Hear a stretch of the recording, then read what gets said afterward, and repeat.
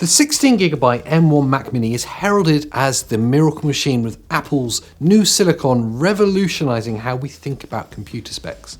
But beyond all the hype and excited first impressions on YouTube, is it actually all it's cracked up to be?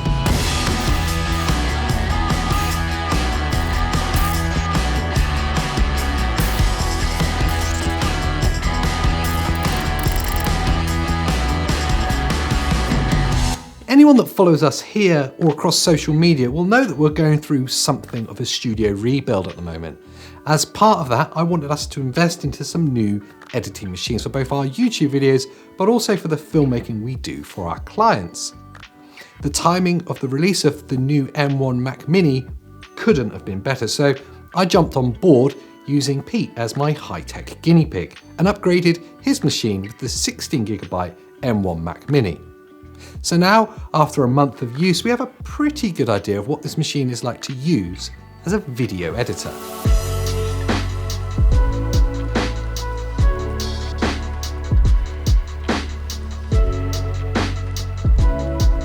So let's start with the positives. Big Sur and the general OS performance is great. Actually, I'd say it's amazing. All your native OS X apps are snappy, and as a computer to live with is excellent. That insane value for money that it represents really holds up in day-to-day use too. We spec'd this machine with the 16GB M1 with an additional 1TB of storage, which came in at just $12.99. It's hard to give that a perspective or a comparison because of that new silicon, but it is at least around half of what I would have expected to pay in those earlier Intel days.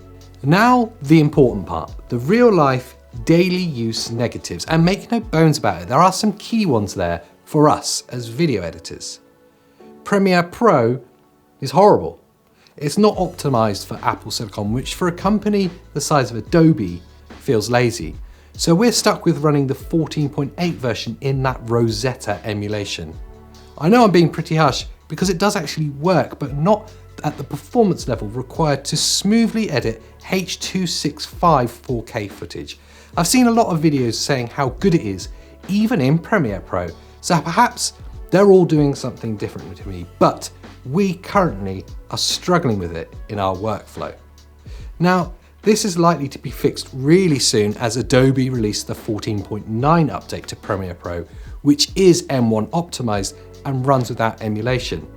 When that does happen, I'll be sure to report back here, so do watch this space. And after seeing the impressive benchmarks and how well Final Cut works, I'm genuinely excited for this optimized version to be available for release.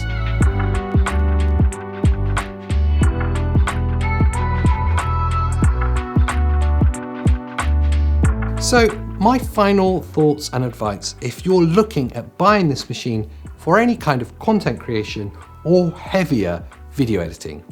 Firstly, buy the biggest internal storage that you can afford. The internal storage is so fast, it's insane. It's 100% worth the money. It's double the speed of the fastest Thunderbolt hard drive, such as the Samsung T7. So in the long run, it will definitely be the smarter investment. Also, get the 16GB version if you content create in any way. This machine isn't user upgradable, so it's always best to buy the best performance possible you can afford from the start. You'll be thankful for having that extra headroom for multitasking or intensive tasks like HEVC and coding. Finally, and this is for Adobe users only, just don't buy it yet. Wait for the 14.9 update to come out, otherwise you won't be getting the best out of this machine. It really is a machine for the next chapter of Apple computers, and I'm really excited by its potential, but equally frustrated that we can't see that just yet. Anyway, for some more information, there is of course some links below, and whilst you're down there, be sure to subscribe to our channel, or even check out the blog. It's awesome. Why did you know, I read everything that's on there. Awesome, it's awesome. Well, it's because I do a lot of the blog. It's not that awesome, I wouldn't bother.